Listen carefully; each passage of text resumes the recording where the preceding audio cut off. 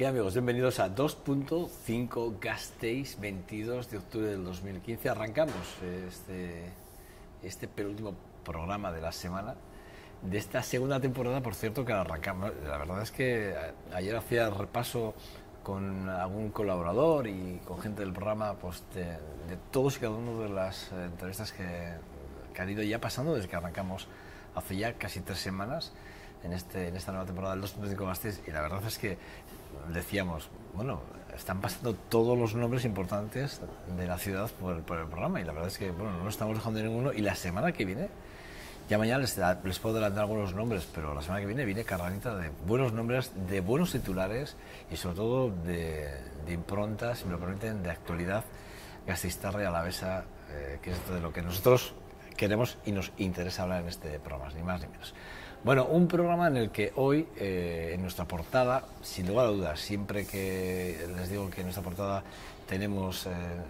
distinguimos de alguna forma este comienzo del programa, es verdad que, bueno, el hombre al que les voy a presentar ya estuvo el año pasado con nosotros, además prácticamente por las mismas fechas, si no recuerdo mal. Creo que, o sea, que casi hará un año que estuvo con nosotros aquí en este programa. Me refiero al síndico de Gasteiz, a Martín Gaitxeindía, perdón. Sí.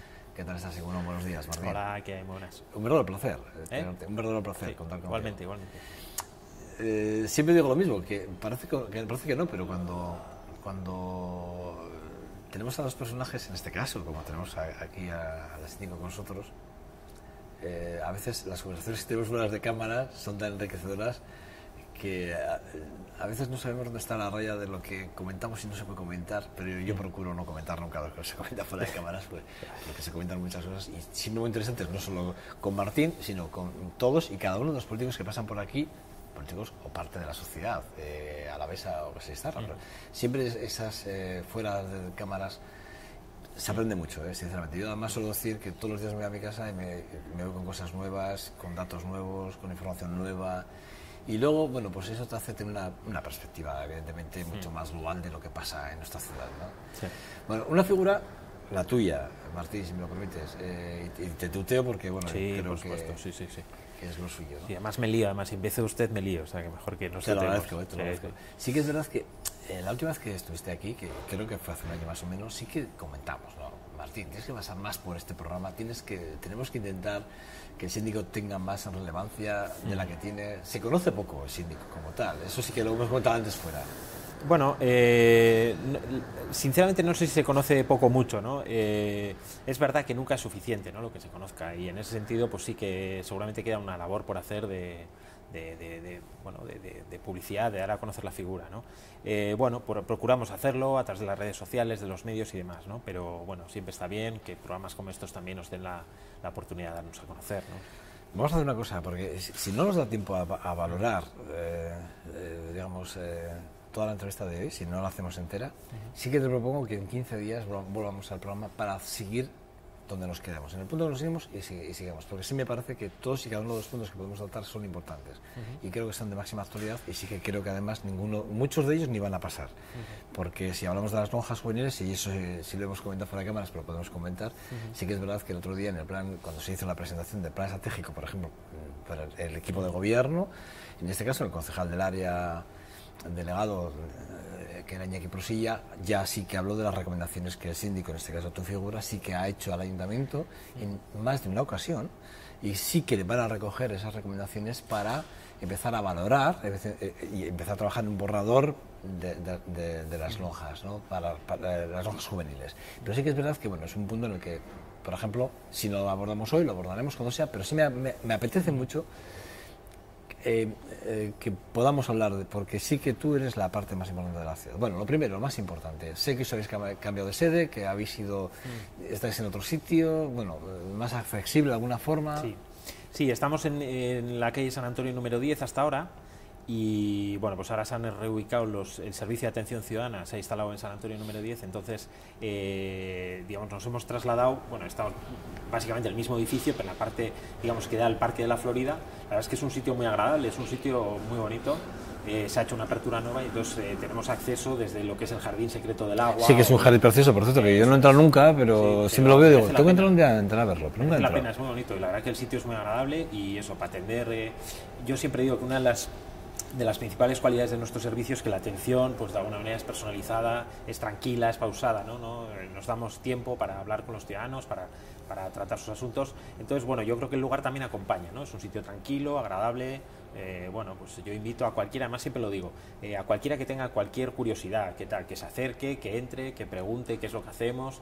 Vamos, estamos encantados, o sea, vamos, estamos para ello, ¿no? O sea que... Si no, también la página web del ayuntamiento, sí. aparece el síndico, ahí pueden pinchar y, bueno, además está todo lo que en lo que están trabajando en la actualidad, lo tienen ahí y, bueno, pues pueden ver exactamente cuál es el desarrollo del trabajo e incluso pueden preguntarle, que me consta que Martín les va a contestar seguro. La verdad es que la figura del defensor del vecino, ¿no? Es una figura, me lo repito, no es nada conocida, sin embargo es una figura que, bueno, por ejemplo, hablemos de ordenanzas de la venta de vehículos en la calle, ¿no? Estamos hablando que efectivamente los que vendían, los propietarios de de las empresas vendedoras de segunda mano, concesionarios, pusieron el grito del cielo porque efectivamente competencia desleal, ¿qué pasa? Sí que es verdad que detrás de todo esto incluso había ya un grupo organizado de venta que ponían todos los coches en una calle, recuerdo que era cerca del Boulevard, ¿no? Ahí había una calle, yo me acuerdo que como se va a correr por allí, veías todo un aparcamiento, una fila, lo cual quiere decir que tenían que estar pendientes de cuando salía un coche va a meter otro, claro, o sea...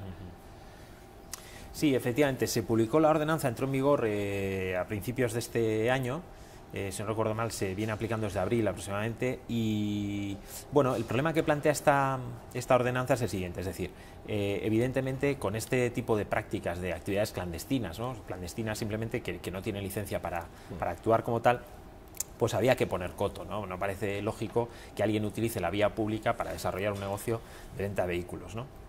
El problema que surge es que, bueno, cuando tenemos conocimiento de la primera multa, no es que sea la primera, pero bueno, de hecho no sabemos si es la primera, pero sí la primera de la que nosotros tenemos constancia y la que un ciudadano se nos queja porque dice que, bueno, pues que además venía de un pueblo de fuera, creo que era de Eibar, y bueno, pues había traído el vehículo y él decía que simplemente había puesto el número de teléfono en el vehículo y tal, y claro, la multa que le había puesto el ayuntamiento era de 751 euros. Entonces, claro, es una cuantía... yo entiendo que más que importante, ¿no? 751 euros. Entonces, ¿cuál es la cuestión? Evidentemente, nos parece legítimo que el ayuntamiento actúe contra la venta ilegal. Contra la venta ilegal, ¿no? De vehículos y además utilizando la vía pública, que en definitiva es de todos, ¿no? Pero lo que ocurre es que para ese tipo de actividades sin licencia ya existe una infracción en la propia ordenanza, que además es una infracción muy grave y que trae aparejada unas sanciones que no sé si rondan los 3.000 euros de sanción, o sea, una sanción más que importante, pero como digo, para las actividades clandestinas. Pero, digamos, en lo que nos afecta al común de los ciudadanos es que si tú pones a la venta un vehículo sin haber pedido previamente autorización al ayuntamiento, es decir, aunque tú no desarrolles ningún tipo de actividad ilegal ni nada, simplemente pones tu vehículo a la venta, por el simple hecho de no haber solicitado la autorización, te pueden imponer una multa de 751 euros. Entonces, claro, ahí es donde nos parece que hay una desproporción, ¿no? Porque, ya digo, si hay una actividad ilegal, a ese se le puede poner una infracción muy grave. Serán varios miles de euros y, bueno, no tenemos nada que objetar al respecto, ¿no? Pero otra cosa es que yo como particular, que en muchos casos seguramente ni me conozco la ordenanza, incluso es posible que venga de otro pueblo a Vitoria a pasar el día, tal, no sé qué, y que en otra ciudad no es ilegal no pedir autorización. Entonces, eso sí nos parecía desproporcionado. Entonces, la sanción en este caso estaba bien puesta porque era acorde a la ordenanza, pero nos parece que la ordenanza en sí es desproporcionada. Porque lo que se trata de proteger con esa autorización, ya digo, dejando al lado el caso evidente, hombre, si encontramos 5 coches con el mismo número de teléfono, está claro, pues, lógicamente es una actividad. O si resulta que corresponden al mismo titular, a la misma persona jurídica, a la misma empresa, hombre, pues ahí puede haber indicios para atajar la cuestión, pero por esa vía, ¿no? de la infracción muy grave. Pero en el particular nos parecía excesivo. Ya digo, es que 751 euros, pues hoy en día es el equivalente a muchos salarios, ¿no? Mensuales de mucha gente. Pero entonces, entiendo que cualquier particular va al ayuntamiento, pide un permiso para poder poner su coche de venta en la calle y lo puede hacer ahora mismo. Sí, lo primero que hay que decir es eso. Yo no, creo que habría que insistir en que todo aquel que piense en poner un vehículo a la venta, todo aquel particular, por supuesto que vaya al ayuntamiento y que pida autorización. Le van a dar un ticket así, una papeleta, entonces lo tendrá que colocar en el parabrisas del vehículo, mostrándolo, ¿no? Pero yo no sé si tú habrás visto, pero yo he visto bastantes coches que no tenían ese cartel. Yo no he visto ninguno. Y eso es, yo he visto uno en realidad. Bueno.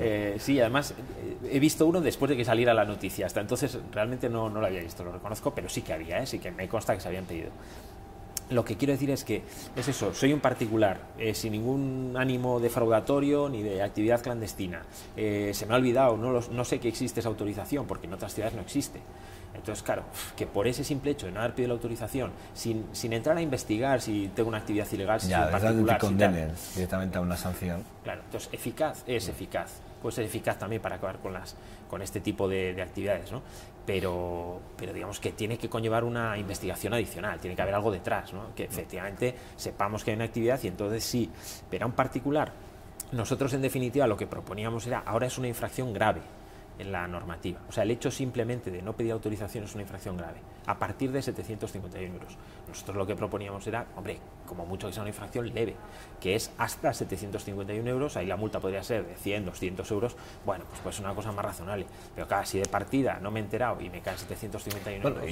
Y luego otra cosa que yo, por ejemplo, ahora mismo, oyéndote, yo ahora reflexiono y digo, bueno, y el ayuntamiento, cuando se ha dado este debate, ¿por qué no ha dicho? Porque sí que es verdad que, mira que los habremos leído artículos de prensa, salvo en un artículo que estoy recordando ahora mismo, yo en ningún otro artículo de prensa he leído que se podía pedir ese tipo de permisos para, ¿no? O de autorizaciones para la venta individual, ¿no? de un usuario, ¿no? Yo solo en un artículo recuerdo haberlo leído. Es que sí, a veces damos cosas por supuestas que claro. Sí, claro, yo ahora mismo, a ver, yo lo sabía porque, repito, me he leído un artículo de prensa, pero como yo, ¿cuántos somos? Sí, yo creo que probablemente tampoco se le ha dado la publicidad necesaria, claro, o sea, ateniéndonos además a las consecuencias que conlleva. Por eso digo que lo más normal cuando alguien no coloca el cartelito, o sea, cuando no pide la autorización, es porque no lo sabe. Y luego pasa con este tipo de normas que, claro, esto facilita bastante la labor de la administración, en el sentido que, hombre, pues por ese simple hecho yo te calzo 751 euros y entonces eso puede ser una medida eficaz. Y además es posible que los propios agentes, a la hora de poner las multas, pues hombre, se guíen también por el sentido común, no pongo en duda, y a lo mejor pues no es exactamente al ciudadano de la calle al que le ponen la sanción, no sé qué, ¿no? Sino que además, o sea, es probable que ellos discriminen y que sepan cuándo estamos ante una actividad, y entonces seguramente lo saben, y entonces, bueno, pues le ponen la multa esa. Pero ¿qué ocurre? Que si ponemos una norma así de amplia y así de rigurosa, nos exponemos a que haya otra gente que en aplicación literal de la normativa, que además se lo permite, pues ponga multas de este tipo a cualquier ciudadano. No sé si me explico. O sea, sí, luego, en la aplicación de las ordenanzas es verdad que a veces actúa por sentido común, pero cuando la ordenanza es tan amplia y tan rigurosa, pues puede dar lugar también a arbitrariedades, ¿no? A que, bueno, pues uno sí te multa, el otro no te multa, y entonces, bueno, pues es una inseguridad jurídica bastante importante, teniendo en cuenta, ya digo, las consecuencias graves. O sea, en materia de tráfico común, una multa de 750 euros es importante, o sea, hay que liarla bien para que te caiga una multa de ese tipo, ¿no? Entonces ahí es donde vemos la desproporción, ¿no? Y la proporcionalidad hay que preservarla también a la hora de elaborar las normas, y entonces ahí donde vemos que quizás se nos... La pregunta, Martín, sería, ¿te han hecho caso en el ayuntamiento? ¿Han hecho caso a la recomendación de que no sea desde sino hasta? Eso, claro, conlleva una modificación de la ordenanza, entonces eso lleva su tramitación y tal. Sí que ha tenido bastante eco esta recomendación, parece que el equipo de gobierno es receptivo, pero bueno, hay que ver, o sea, eso lleva su tramitación y tal. Otro tema que sí que es verdad, que hablar de la feminización, ¿no? De la pobreza, ¿no?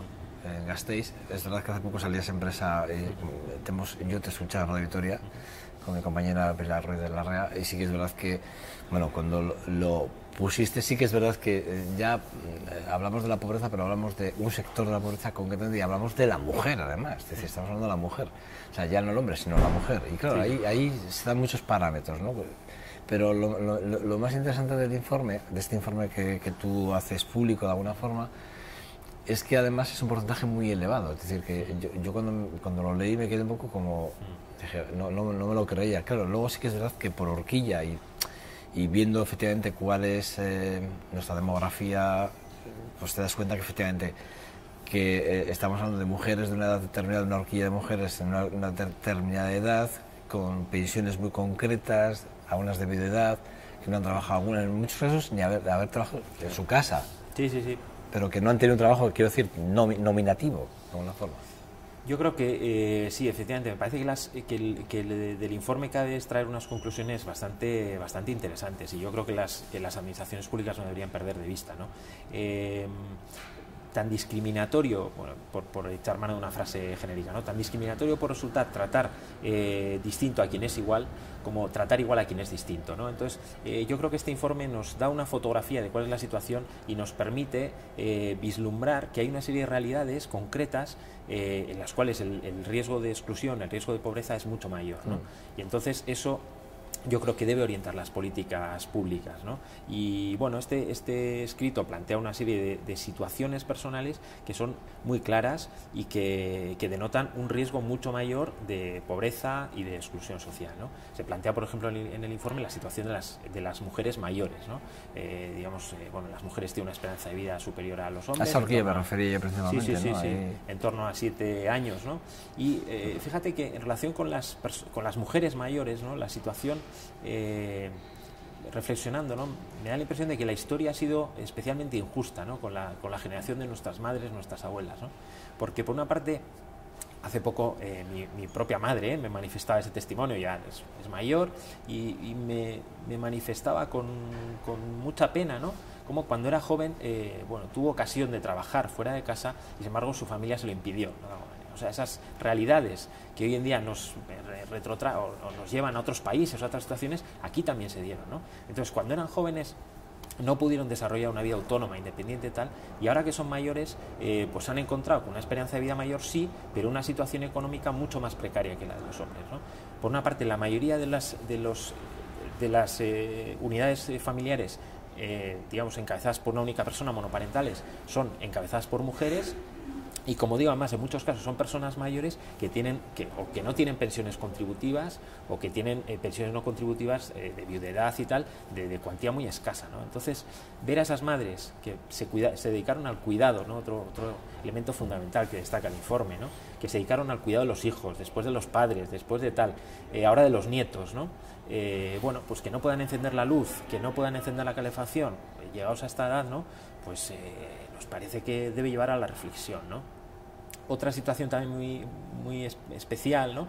Es eso, la de las familias monoparentales encabezadas por una mujer. Es decir, resulta llamativo, yo creo que debe llevar a una reflexión en la sociedad, que en aquellas familias en las cuales el sustento principal proviene de las mujeres, la situación, el riesgo de pobreza es muy superior a aquellas familias monoparentales en las que es el hombre quien aporta el sustento principal, ¿no?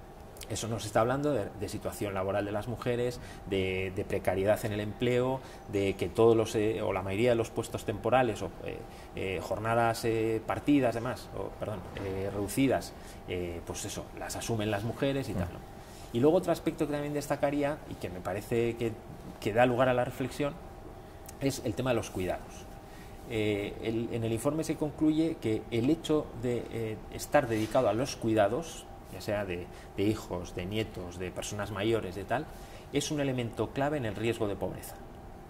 Entonces, claro, tenemos ahí una serie de mujeres, ¿no? Principalmente mujeres, que se dedican al cuidado de la sociedad, de amplios sectores de la sociedad, y es triste que el hecho de ser cuidadoras les aboque a un riesgo muy superior de pobreza al resto de la sociedad, ¿no? Entonces, eso debe llevar a la... Fíjate, ustedes el término cuidadoras. Sí. Bueno, es que la realidad sociológica es esa. Sí, pero claro, sin retribución alguna. Sí, en muchos casos sin retribución alguna, y en otros casos cuando es retribución, pues igual está sin regularizar, pero bueno, pero escasa retribución. Bueno. El 80% seguro, casi el 80% sin retribución alguna. Sí. Pero fíjate, es más, y en algunos casos la situación de crisis ha obligado a que muchas mujeres viudas asuman, por ejemplo, o la separación de un hijo que vuelva a casa, el embargo de este que vuelve también a casa, pero encima con su mujer y sus 2 hijos. Tienen que, o sea, que estamos en situaciones. El informe es 2007-2014. 2007-2014, sí, en la época más dura de la crisis, digamos. Quiero decir, y el informe, ¿por qué? ¿De dónde nace? ¿Cuál es la necesidad de ese informe? Antes se hizo el último informe, creo que data el año 2005, si no recuerdo mal, y bueno, ya aproximadamente el año pasado, hace año y medio, una cosa así, bueno, ya se empezó a hablar de esta cuestión, ¿no? Al final, las políticas públicas tienen que tener en cuenta este factor, ¿no? Porque, como decía antes, puede haber incluso políticas aparentemente neutras que no lo sean después desde un punto de vista de género. Que apliquemos medidas, pues yo sé, en materia de guarderías, en materia de horarios, no sé, de cursos de formación, por ejemplo, ¿no? Hombre, pues depende a qué sector de la población vaya ese curso de formación, hay que tener en cuenta cuál es la situación. Si me pone el curso a las 8 de la mañana, pues oiga, es que tengo que llevar a los críos al colegio. Pero bueno, si me lo pone a las 10, pues igual sí puedo ir. O sea, como digo, políticas aparentemente neutras, pues deben enfocarse desde esa perspectiva también, porque tenemos ahí un sector de la población, como digo, pues muy determinado, muy definido, que está en una situación pues de... Pero si tienen en cuenta ese tipo de informes para algo, ¿valen para algo? Es decir, porque teóricamente alguien manda a hacer este tipo de informes, pero será para, entiendo, para tener una visión de una problemática o una situación social, económica, política, la que sea, muy concreta o poblacional, y se entiende que si cuando alguien manda a hacer un informe de ese tipo es porque quiere tener una información, pero si tenemos informe y luego no hacemos nada con él... Efectivamente, es interesante lo que dices, es así, es decir, esos informes se tienen que tener en cuenta y tienen que servir, ¿no? Se apuntan ahí algunas propuestas y tal que también resultan interesantes, ¿no? Por ejemplo, pues los servicios sociales de base también municipal, de alguna manera se quejan de cómo se ha reducido su papel a la participación en momentos puntuales, ¿no? Digamos, de esa situación de precariedad, ¿no? Ellos lo que piden y lo que reclaman es una posibilidad de actuación más integral, ¿no? Sobre la situación de la persona, ¿no? No darle ayudas puntuales, oye, de comedor o de tal, no sé qué. Claro, eso nos lleva a una reflexión que es mucho más amplia y más difícil, que es el tema de las competencias, ¿no? Pues el hecho de que, bueno, pues está ahí Lanbide, está el gobierno vasco, se han centralizado ese tipo de servicios, pero la verdad es que quien tiene un conocimiento más directo de esas realidades son los servicios sociales de base, eso está claro, ¿no? Está claro. Entonces, bueno, pues ahí también hay lugar a la reflexión, ¿no? Bueno, esa gestión centralizada habrá que hacer balances y ha sido más positiva, menos positiva, no será fácil de cambiar, pero sí que el informe rezuma esa reclamación, ¿no? De que, bueno, pues de que de alguna manera se retome la valía de los servicios sociales de base y, bueno, pues porque tienen conocimiento directo y quieren intervenir de forma más integral, ¿no? Sobre esas realidades. Bueno, ya ven ustedes que hablar con Martín no es nada fácil. Tengo un montón de puntos y van pasando el tiempo, pero yo prefiero que él hable, que nos lo cuente como lo está contando, con tranquilidad, sin ninguna presa, y volverlo a invitar en 15 días. Y además es que se va a marchar de aquí con la fecha puesta.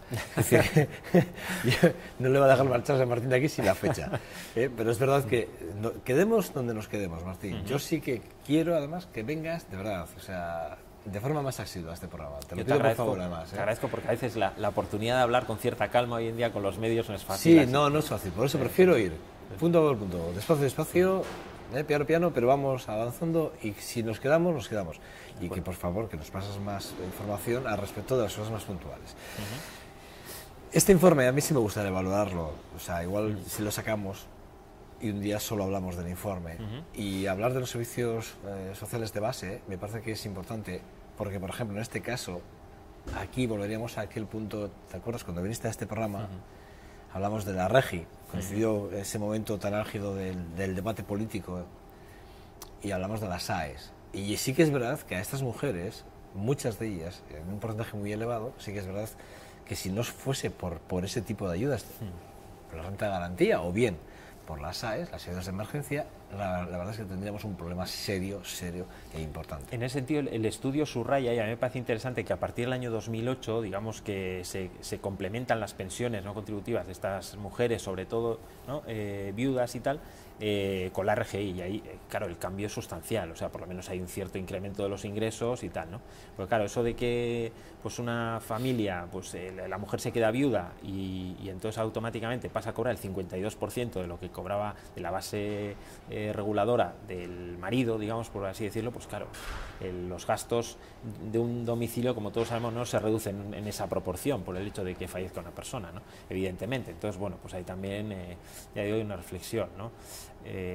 Bueno, pero corremos el riesgo, fíjate, que nos pase casi lo mismo dentro de unas generaciones, es decir, porque con esto de la crisis también ha supuesto en gran medida que haya un sector de las mujeres también, pues que haya vuelto al hogar, que haya vuelto a los cuidados, tal y cual, ¿no? Entonces, aparte de la juventud, que ya no encuentra trabajo... Claro, no es lo mismo hacerlo con 30 eso es. que hacerlo con 50 y muchos. Eso es, y además eso, en una edad mala, claro, que se pierde el empleo y luego retornar es muy complicado, ¿no? Es muy con complicado. una precariedad importante, claro. Sí. En cuento a las retribuciones y derechos, es decir, Sí. Los que están legalmente, porque los que no están legales ya eso ya ni hablamos. Sí, en ese sentido también, las conclusiones son claras, en cuanto a jornadas laborales, por ejemplo, todas las reducciones de jornadas, la gran mayoría las llevan a cabo las mujeres, también en los contratos indefinidos es mayor el número de hombres, es decir, la tasa de actividad es mayor en los hombres, o sea, en general, lo que respecta a los datos sobre empleo y demás, la situación de las mujeres es notablemente peor, ¿no? Y bueno, pues eso hay que tenerlo en cuenta.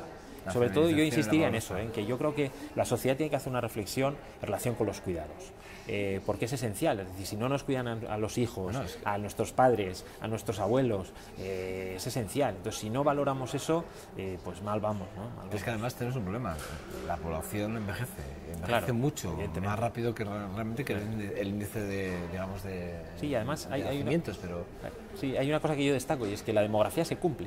O sea, así como los economistas a veces hacen predicciones y tal, y bueno, pues se aciertan cuando aciertan, ¿no? Pero la demografía se va cumpliendo. Entonces, cuando nos dicen que la población envejece, que tal, pues es que es verdad, que cada vez vamos a necesitar más servicios para atender a nuestros mayores, tal, para atendernos a nosotros mismos cuando tal. O sea, es obvio, ¿no? Y eso se da.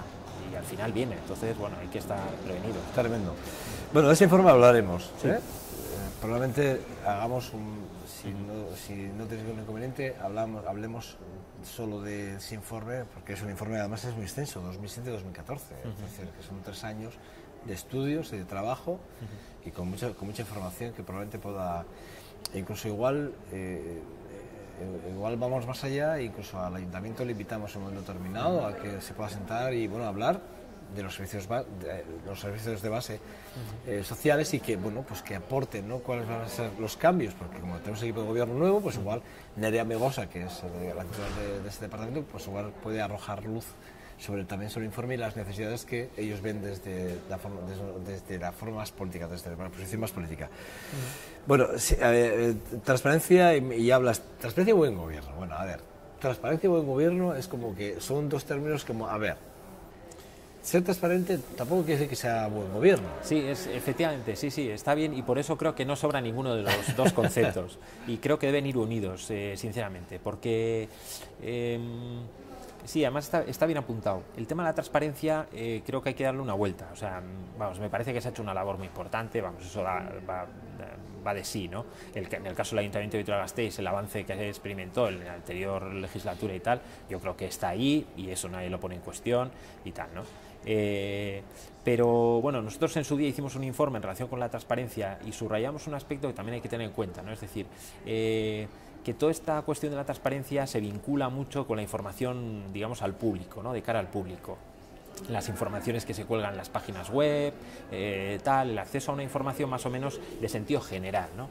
Y nosotros poníamos un poco el acento bien, o sea, está bien que la administración me facilite una información en aquellos supuestos en los que, bueno, tengo un interés como ciudadano, ¿no?, que está muy bien, pero poníamos el acento en el trabajo interno de la administración. Es decir, cuando yo realmente soy interesado concreto en un expediente, ¿no?, también la administración en relación con ese expediente tiene que ser transparente. Cuando hay un interés concreto, ya no estamos hablando de que quiero conocer los ingresos de tal concejal, no, es que cuando he pedido una licencia o me están expropiando pues yo qué sé, me van a otorgar una concesión, un contrato administrativo, ahí también hay que ser transparente, ¿no? Y bueno, pues ahí proponíamos alguna serie de mejoras y tal, pues eso, como que están muy vinculadas con el buen gobierno. Por ejemplo, pues que la resolución pues sea expresa, por ejemplo. Oiga, que si le hago una petición, pues que me responda usted expresamente, que no me responda por silencio administrativo, por ejemplo. Es curioso, en este sentido ponía el acento que tenemos los datos estadísticos muy claros, por ejemplo, de cuántas reclamaciones del 010 respondemos y en qué plazo. Y además me consta que se hace de forma muy eficiente, ¿no? Pero paradójicamente no tenemos ningún dato sobre en qué grado estamos respondiendo a los expedientes, por ejemplo, que se nos plantean, ¿no? Hay algo paradójico, es decir, hay algo como, es un poco osado decir esto, pero un poco como de cara a la galería, ¿no? O sea, de cara al público informamos perfectamente tal, ya, pero ¿y cuántas licencias que se piden se resuelven en plazo? ¿O cuántos expedientes tal? ¿Cuántos recursos se resuelven? No sé qué, hemos tenido alguna cuestión con multas de tráfico, oiga, pues si yo le recurro, pues que la respuesta que recibe usted no sea el recargo del banco, ¿no? Respóndame usted y después cóbreme, por ejemplo, ¿no? Que parece que además suena contradictorio, pero a ti, como usuario o como contribuyente, te dicen, usted primero pague y luego reclame. Sí, pero si tú vas contra Hacienda, tú paga y luego reclámame y luego haz no sé, el escrito que quieras. Sí, pero fíjate que, por ejemplo, en multas de tráfico además se tiende a generalizar este sistema, que también es harto discutible. Es el pagar y callar, como suelo decir yo, ¿no? Es decir, te pongo una multa, te doy una bonificación del 50% si callas, ¿no? Y si dices algo, si alegas, entonces te expones a pagar el 100%. Entonces hay gente que está convencida de que tiene razón y dice, bueno, pues yo voy a alegar porque, vamos, esto es evidentísimo, esto es obvio, tal. Y entonces se encuentra con que, por ejemplo, no digo que sea el caso, pero antes sí se daba, yo creo que ahora menos, de que, joder, pues resulta que presento unas alegaciones o he presentado un recurso y no me ha respondido. Y entonces me entero por la cuenta del banco que me han quitado el dinero, ¿no? Y digo, hombre, ya que me he expuesto yo a poner dinero, ¿no? Convencido que tenía razón, hombre, por lo menos respóndanme, ¿no? Y como digo, resulta paradójico que sobre eso no tenemos datos, ¿no? Por ejemplo, el nivel de eficacia, porque eso además nos puede ayudar para gestionar los recursos humanos también, ¿no? Porque puede haber ámbitos en los que no demos abasto, entonces si no estamos dando abasto, pues a lo mejor hay que pues aumentar los medios materiales, humanos, tal, ¿no? Entonces, bueno, ya digo, se pone muy el enfoque en esa publicidad, pero hay muchos aspectos que tienen que ver con el buen gobierno, y la transparencia aplicada a los procesos selectivos, a los procesos, digamos, en los que concurren varios, ¿no? Pues ahí también tiene que haber luz y taquígrafos y tal, ¿no? En fin, bueno. Sí, que es lo que pasó un poco cuando se hizo la contrata de FCC, que incluso hasta para ver los informes, o sea, no hubo transparencia, es decir, se habla de transparencia, pero eso no es transparencia, es decir, por eso decía lo de transparencia y buen gobierno, como que pero no tiene nada que ver, porque puede ser muy buen gobierno, no ser nada transparente, o ser muy transparente y no ser buen gobierno, es decir, o sea, y las dos además me da la sensación que no son compatibles. No, yo por lo menos me gustaría que fuesen, porque sería lo ideal, pero la sensación que no son compatibles y que para que sean compatibles tienen que suceder un montón de cosas, ¿no? Yo creo que hay que incidir en las dos. Yo creo que si nos quedamos solo en la transparencia es un poco eso. Bien, tenemos también tiene otra cosa la transparencia, y es que a veces no hay forma más eficaz de mantener desinformado a alguien que inundarlo de información, ¿no? Y a veces bueno, pues hay auténticas inundaciones de información que al final no te permiten detenerte sobre nada, ¿no? Pero bueno, está bien la transparencia, ya digo, eso sí es indubitado, ¿no? Pero hay que compatibilizarlo con esto otro, ¿no? Con el buen gobierno. El buen gobierno pasa también, pues eso, por la participación ciudadana, por tener en cuenta las opiniones de la gente, bueno, por ese tipo de cuestiones. Sí, ¿no? que a mí sinceramente, te lo digo de verdad, a mí que me pongan que cuánto cobra el alcalde, cuánto cobra tal, qué bienes tiene, lo deje tener a mí, para mí eso no es transparencia, para mí eso es cotilleo. Sí, yo comparto. Cotilleo, a mí me parece que quien quiera saber el dato tiene que saberlo. Ahora, no sé si, bueno, pues yo qué sé, ponerlo en prensa todos los días y tal, pues añade algo. Me parece cotilleo puro y duro. Y que además me digan que es la página web, es uno de los accesos más visitados. Me parece ya eso me parece... Bueno, Martín, no tenemos mucho más tiempo, hasta aquí. Pero, repito, como te vas a marchar de aquí con la fecha puesta, el resto lo vamos a ir tratando. Y además, de aquí a 15 días, no más. De aquí a 15 días, si llegamos a acuerdo a la fecha que no te pilla a ti muy mal, ¿te parece? Me parece estupendo. Martín Garchin Díaz, síndico de Gasteiz. Es que recasco, ¿eh? Es que recasco, Suri. Bueno, nada, ya ven, una entrevista es que podremos estar aquí hablando, sinceramente, con Martín horas, y no les exagero nada en absoluto, horas, porque además yo tengo también muchas cosas que aportarle, créanme, pero bueno, lejos de esto sí que es verdad que es una persona muy cercana, muy asequible y que, bueno, que a nosotros nos interesa tenerle porque a ustedes van a conocer más nuestras problemáticas políticas, sociales, culturales, bueno, del día a día que, como él bien decía, bueno, pues que tiene mucho que ver con eso, con lo que nos pasa en Gasteiz. Dicho esto, pausa para la publicidad y debate. Hasta ahora.